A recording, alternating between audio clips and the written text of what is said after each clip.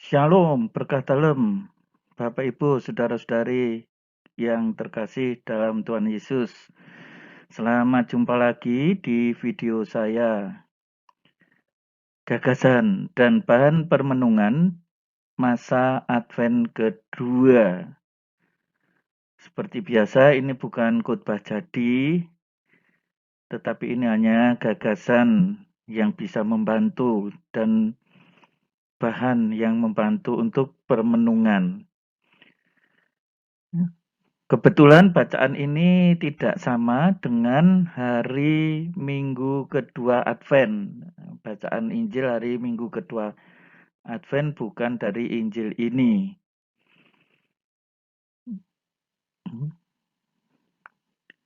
Bacaan ini saya ambil dari Injil Yohanes 15 ayat 1 sampai 7. Pokok anggur. Gagasan atau bahan ini banyak digunakan dalam pendalaman Advent di Keuskupan Agung Semarang.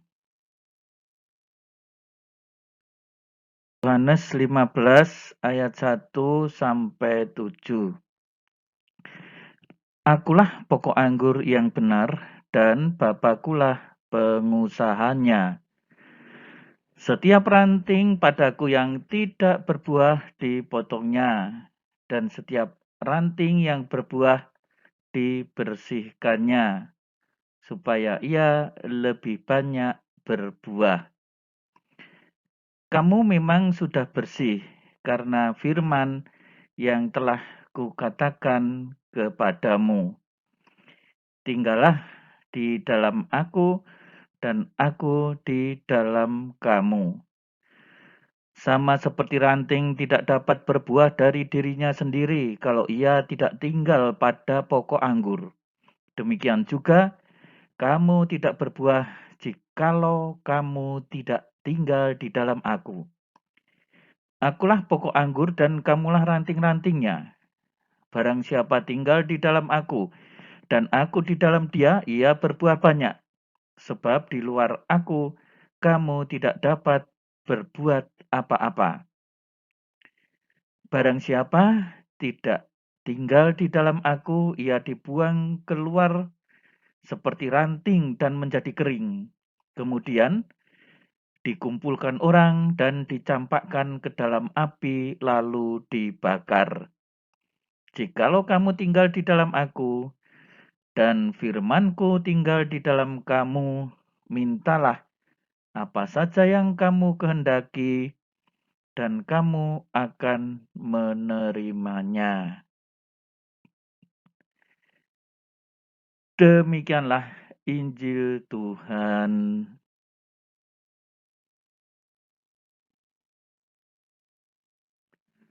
Saudara-saudariku yang terkasih, tadi disebutkan, akulah pokok anggur. Itu Yesus yang dimaksudkan, pengusahanya siapa? Bapa. Jadi ternyata ada dua jenis ranting yang tidak berbuah dan ranting yang berbuah. Nah, tadi digambarkan ada dua macam ranting ya, berbuah dan tidak berbuah. Ada perbedaan antara ranting yang menghasilkan dan tidak menghasilkan buah di ayat 2 dan 6. Yaitu orang yang sungguh tinggal di dalam Yesus dengan yang tidak. Ranting yang tidak berbuah itu seperti apa? Tadi disebutkan ranting-ranting itu dipotong oleh Bapa. Terpisah dari Kristus. Ya, sibuk banget di dalam aktivitas, tetapi karena tidak menyatu dengan Tuhan, misalnya demi kemuliaan diri sendiri, ya tidak akan menghasilkan buah yang baik. Bahkan tidak menghasilkan apa-apa. Cuma membuang waktu, menderita kerugian, ya, dan menyedihkan. Ini kalau ranting tetapi tidak berbuah itu, ya hidupnya itu bagikan benalu. Benalu itu kan hanya menyerap makanan, hanya mengambil makanan, numpang, tidak ikut andil apapun, tidak ada kepedulian. Lalu bagaimana ranting yang seperti ini?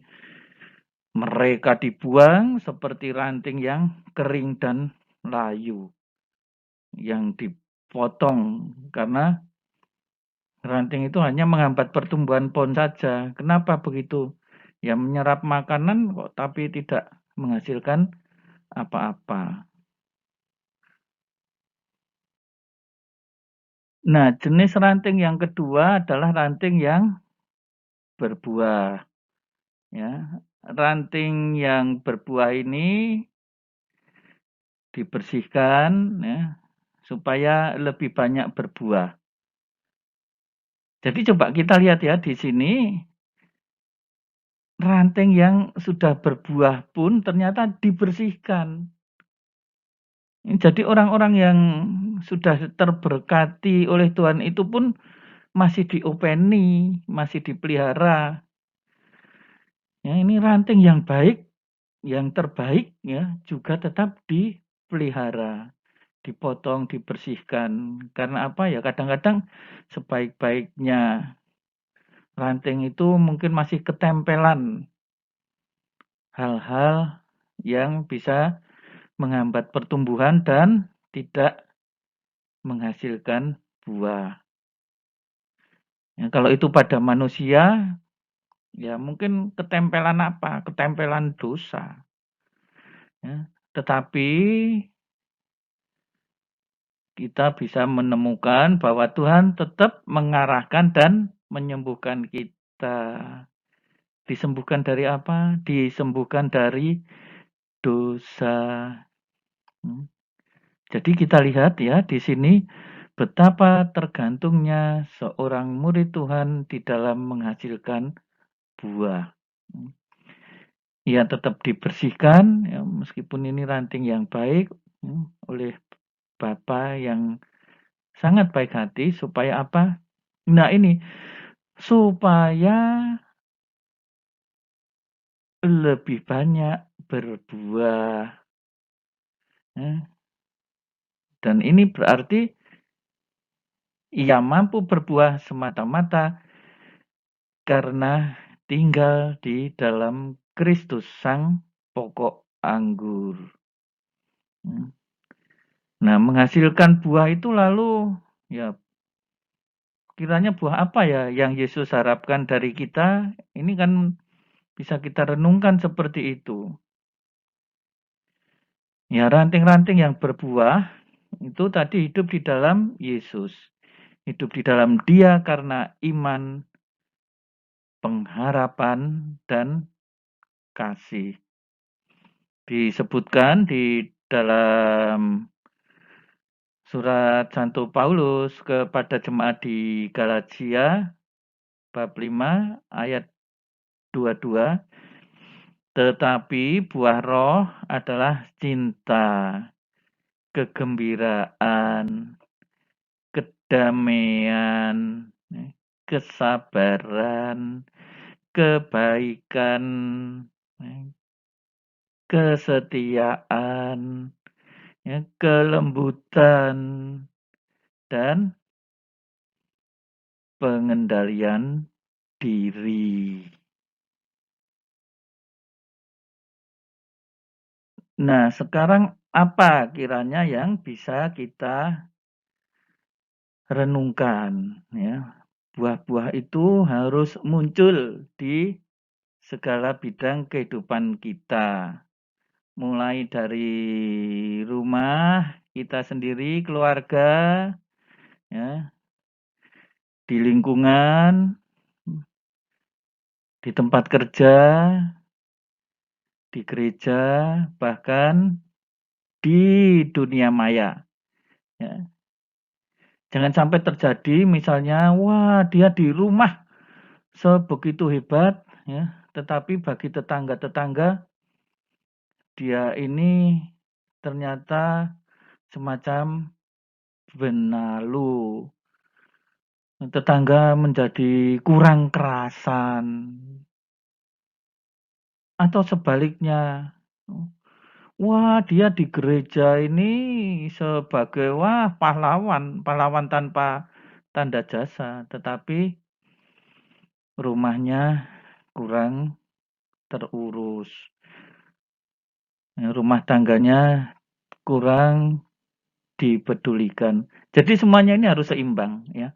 Inilah wujud iman kita yang sebenarnya. Nah, siapa yo yang tidak berbuah? Bisa kita tanya, mengapa kok tidak berbuah? Ya, di dalam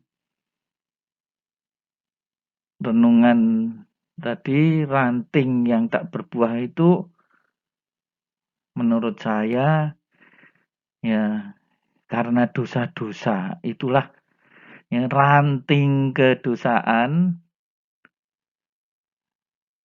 tapi tinggal di dalam pokok anggur. Ya jelas ini mengganggu. Ya. Bahkan gereja, tidak dalam arti gedung ya, tetapi gereja dalam arti kumpulan, persekutuan orang-orang yang percaya kepada Kristus dengan selalu dinaungi Roh Kudus itu hanya mungkin berhasil kalau selalu melekat kepada pokok anggur dan menerima kehidupan darinya. Bukan karena romonya hebat. Enggak ada itu seperti itu. Di luar Kristus, gereja tidak memiliki daya apapun. Sehebat apapun romonya, di luar Kristus, gereja tidak memiliki daya apapun. Ya, tetapi gereja ini siapa toh? Jangan mengatakan, gereja itu berbuat apa kepadaku? Gereja itu siapa? Kan kita. Ya ayo kita semua, tetapi tetap di dalam Kristus. Gereja itu akan mati kalau di luar Kristus. Tidak memiliki fungsi apapun selain dibuang dan dibakar. Nah, kita menjadi layu dan kering. Ranting yang sakit. Mungkin ranting ini patah karena tertiup angin kencang. Angin kencang apa? Misalnya karena iming-iming hal-hal duniawi yang membuat jauh dari Kristus. Bahkan hubungan dengan batang menjadi terputus. Nah, kalau seperti itu tidak ada pasokan makanan dan juga tidak ada pasokan air lagi yang mengalir ke cabang yang membawa kehidupan. Airnya apa? Ya daun itu menjadi layu, kayu menjadi rapuh dan akhirnya kering dan mati. Lalu untuk apa kalau ranting seperti ini? Ya dikumpulkan, ditumpuk. Pada masa itu hanya dibuang dan dibakar. Ya, hanya dibuang dan dibakar. Nah, sekarang pertanyaan untuk membantu. Siapakah orang ini yang tidak berbuah? Ayo, siapa yang tidak berbuah? Dan kita bisa bertanya, mengapa kok tidak berbuah? Ya.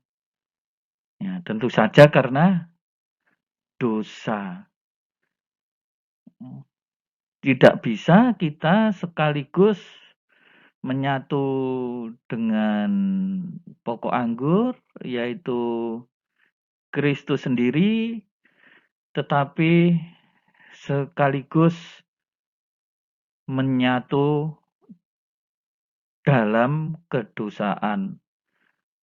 Dosanya sedikit saja kok, nggak bisa. Ya nanti silakan renungkan sendiri.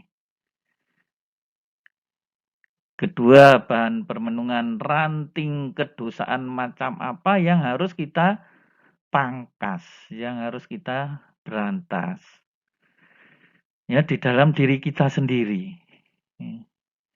Ini untuk renungan pribadi. Coba nanti lihat seperti apa sih diriku. Berikutnya, ranting kedosaan macam apa yang harus kita pangkas. Nah, kali ini dalam kehidupan bersama. Kalau bagian yang ini untuk renungan sendiri di rumah, kalau yang ini ya bolehlah menjadi bahan sharing bersama. Dalam kehidupan kita bersama itu opo toh masih kurang gitu. Ya, silahkan nanti direnungkan seperti itu. Nah, baiklah saudara-saudari, Bapak Ibu, demikian kiranya sekedar gagasan atau bahan permenungan ya. Silahkan bisa disesuaikan atau dikaitkan dengan tema khusus masing-masing ya di lingkungan saudara-saudari itu. Jangan lupa like, subscribe, dan share ke teman-teman dari ini. Tuhanlah pertolonganku channel. Tunggu video berikutnya. Terima kasih. Berkah dalam salam sehat.